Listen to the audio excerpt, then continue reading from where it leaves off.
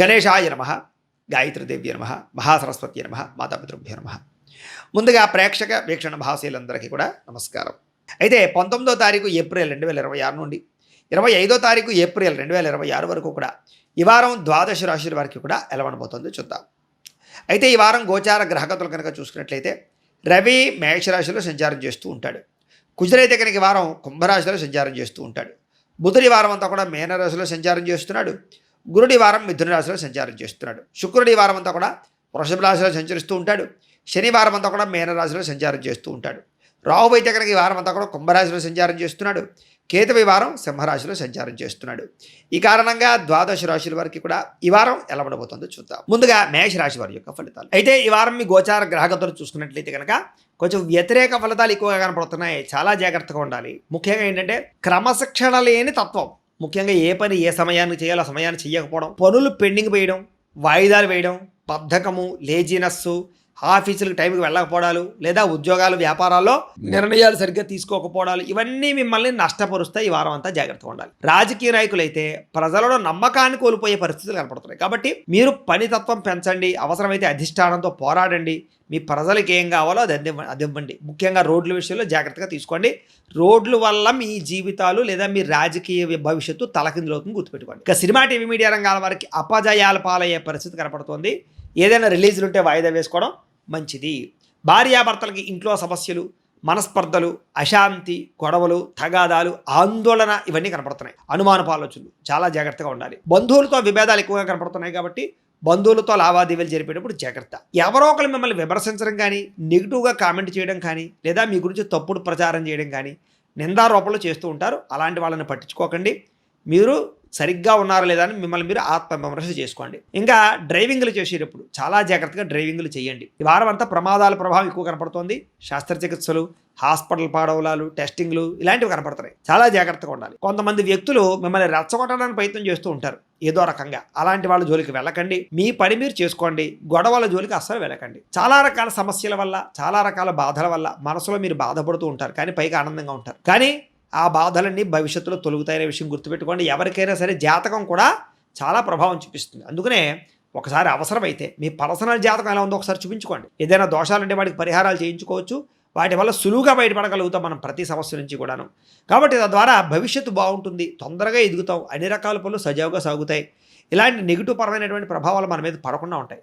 అయితే జాతకం చూపించుకోవాలంటే మమ్మల్ని సంప్రదించవచ్చు. మాకు ఫోన్ చేస్తే నేను చక్కగా జాతకం చూసి మీకు చెప్తాను. ఏదైనా చేసుకోవాలన్నా చక్కగా చేయించే ప్రయత్నం చేస్తాను. అంచేత ఏంటంటే రియల్ ఎస్టేట్ రంగాల వారికి కూడా స్వల్ప లాభాలు ఉన్నాయి తప్ప భారీ లాభాలు అయితే కనపట్టలేదు. అలాగే ముక్కుసూటిగా మాట్లాడడం కానీ, ఎవరితోటైనా సరే ఉన్నది రొట్టగా చెప్పడం కానీ, ఇవన్నీ ఇబ్బందులకు గురి చేస్తాయి. కాబట్టి లౌక్యం నేర్చుకోండి. చెప్పేది చెప్పండి, కానీ అనవసరంగా వాళ్ళు బాధపడేలా మాత్రం చెప్పకండి. అలాగే డబ్బులకి సంబంధించినటువంటి విషయాల్లో కూడా ఏదో తొందరగా ఖర్చులు పెట్టేయడాలు, దుబారాలు చేయడాలు, ఎవరిని అడిగితే ఇచ్చేయడాలు ఇవన్నీ కరెక్ట్ కాదు. ఎందుకంటే ఆర్థిక ఇబ్బందులు తలెత్తే అవకాశాలు, ధన నష్టాలు బాగా కనపడుతున్నాయి. కాబట్టి ముఖ్యంగా నమ్మక ద్రోహులు ఎక్కువగా ఉన్నారు. కాబట్టి చాలా జాగ్రత్తగా ఉండాలి. ముఖ్యంగా కుటుంబంలో ఉండేటటువంటి అనారోగ్య సమస్యలు, అది ఇంట్లో వాళ్ళు ఎవరికైనా సరే, పిల్లలకా పెద్దలకా ఇంట్లో వాళ్ళకి ఎవరైనా, వాటి వల్ల మీకు ఖర్చులు, మీ అనారోగ్య సమస్యల వల్ల కూడా మీకు ఖర్చులు కనపడుతున్నాయి. ముఖ్యంగా ఆరోగ్యం పట్ల శ్రద్ధ పెట్టండి.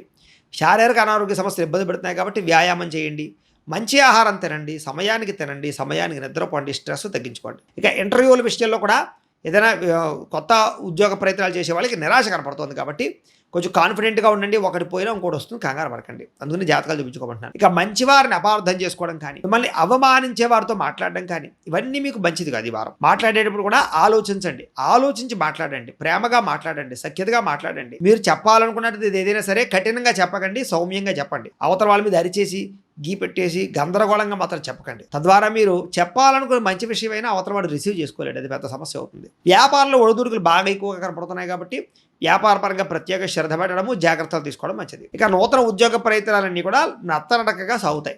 మీకు శాంక్షన్ అయిపోయినట్టే చెప్తావు, వచ్చి వారం చెప్తావు, నోటీస్ ఇస్తావు, లేకపోతే మీకు ఏదో మెయిల్ పంపుతావు, మెసేజ్ పెడతా ఉంటూ ఉంటారు. అది ఉద్యోగం వచ్చిందో లేదో తెలీదో, రాలేదో తెలియదు, మధ్యలో ఎదురు చూస్తూ ఉండాలి మనం. అలాంటి పరిస్థితులు కనపడుతున్నాయి ఈ వారం అంతా కూడా. వ్యాపారంలో కొద్దిపాటు చికాకులు, విదేశీ ప్రయాణాల్లో ఇబ్బందులు, అప్పుల బాధలు, కొత్తగా రుణాలు చేయవలసిన పరిస్థితులు కనపడుతున్నాయి. ఆర్థిక లావాదేవీలు చాలా ఇబ్బందికరంగా ఉన్నాయి. కాబట్టి ఈ వారం ఏదైనా కొనేటప్పుడు, అమ్మేటప్పుడు, క్రయ విక్రయాలు జరిపేటప్పుడు చాలా జాగ్రత్తగా ఆచితూచి వ్యవహరించాలి. లేకపోతే చాలా ఎక్కువగా ఇబ్బందులు పాలవుతారు మీరు. అలాగే ప్రయాణాలు చేసేటప్పుడు కూడా ఆచితూచి ప్రయాణాలు చేయండి. ఈ వారం అంతా కూడా అనుకోని ఖర్చులు, అనుకోని ప్రమాదాలు లేదా కొంతమంది వ్యక్తుల వల్ల నష్టాలు కనపడుతున్నాయి. కాబట్టి ప్రయాణాలు చేసేటప్పుడు జాగ్రత్త. అయితే మామూలుగా దేవతాలయ దర్శనాలు కానీ, ఆధ్యాత్మిక చింతనతో చేసే ప్రయాణాలు కానీ, లేకపోతే ఏదైనా తీర్థయాత్రలు కానీ పర్వాలేదు, అవన్నీ చేయొచ్చు. గతంలో చేసినటువంటి అప్పులు ఏవైతే ఉన్నాయో అవి ఇంకా మిమ్మల్ని వేధిస్తూ ఉంటాయి. అదేగా రుణాలు తీర్చలేకపోవడం, బొండి బాకాయలు వసూలు అవ్వకపోవడం, రావాల్సిన వాళ్ళు డబ్బులు రాకపోవడం, ఇవ్వాల్సిన వాళ్ళు ఇవ్వలేకపోవడం, ఇవన్నీ కూడా మీకు ఆర్థిక ఇబ్బందిని కలగజేస్తూ ఉంటాయన్నమాట.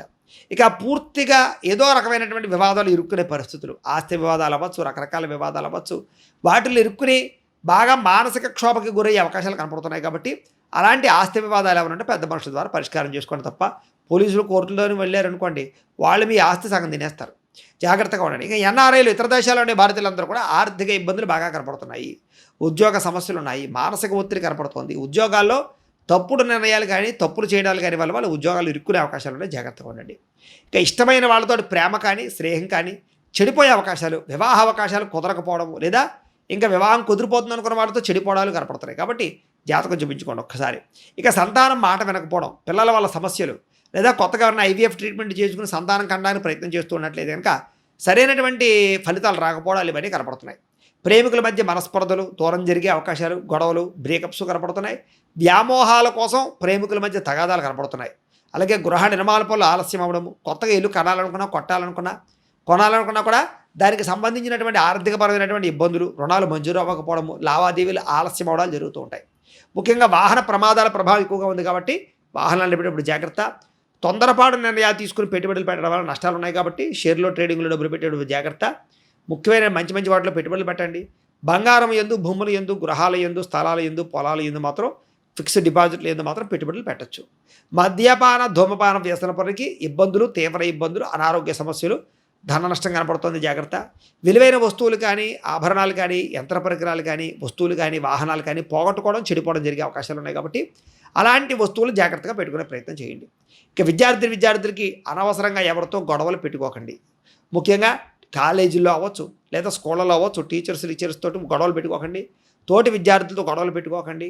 కాన్సన్ట్రేషన్ చేయండి. కంప్యూటర్ పరమైనటువంటి నాలెడ్జ్ పెంచుకోవడానికి ప్రయత్నం చేయండి. కోర్సుల పట్ల ఆసక్తి పెంచుకోండి. భవిష్యత్తును అర్థం చేసుకుని మీ చదువుని సక్రమంగా వినియోగించుకోండి.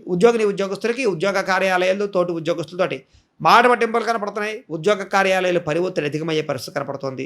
అసంతృప్తి కనపడుతుంది. ముఖ్యంగా ఉద్యోగపరంగా ఉద్యోగం మారదామన్నా సరే అవకాశాలు సరైనవి రాకపోవడం వల్ల ఇబ్బందులు కనపడుతున్నాయి. కాబట్టి జాగ్రత్తగా ఉండాలి. స్త్రీలకు కూడా చేసే పని యందు శ్రద్ధ లేకపోవడము, అసంతృప్తి, విరక్తి, అనారోగ్య సమస్యలు, నడు నొప్పులు, మోకాళ్ళ నొప్పులు లాంటివి కొంచెం ఇబ్బందులు. మీ బాధ ఎవరితో చెప్పుకోవాలో తెలియక ఇబ్బంది పడే పరిస్థితులు కనపడుతున్నాయి. కాబట్టి కంగారు పడకండి. ఎవరు పడితే వాళ్ళతో సంబంధాలు మాత్రం పెట్టుకోకండి. శారీరక కోరికలు అదుపులో పెట్టుకోండి. ఉద్యోగాల పట్ల, వ్యవహారాల పట్ల, వ్యాపారాల పట్ల స్త్రీలకి చిక్కులు కనపడుతున్నాయి. వ్యాపారస్తులకు వ్యాపారపరంగా ధన నష్టం ఎక్కువగా కనపడుతుంది. కాబట్టి జాగ్రత్త.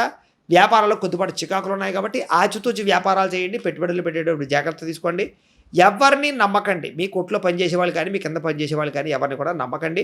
ఆచితూచి వ్యవహరించండి. దేవతాలయ దర్శనాలు చేయండి. ఇంట్లో పూజాది కార్యక్రమాలు కానీ, వ్రతాలు కానీ, నోములు కానీ, లేదా చక్కని పూజల్లో పాల్గొనే ప్రయత్నం చేసి దేవతాబలం పెంచుకుని, గ్రహబలం పెంచుకునే ప్రయత్నం చేయండి. తద్వారా మీకు రాబోయే రోజులు శుభప్రదంగా ఉంటాయి అని తెలియజేస్తూ గోబ్రాహ్మణేభ్యః శుభమస్తు నిత్యం.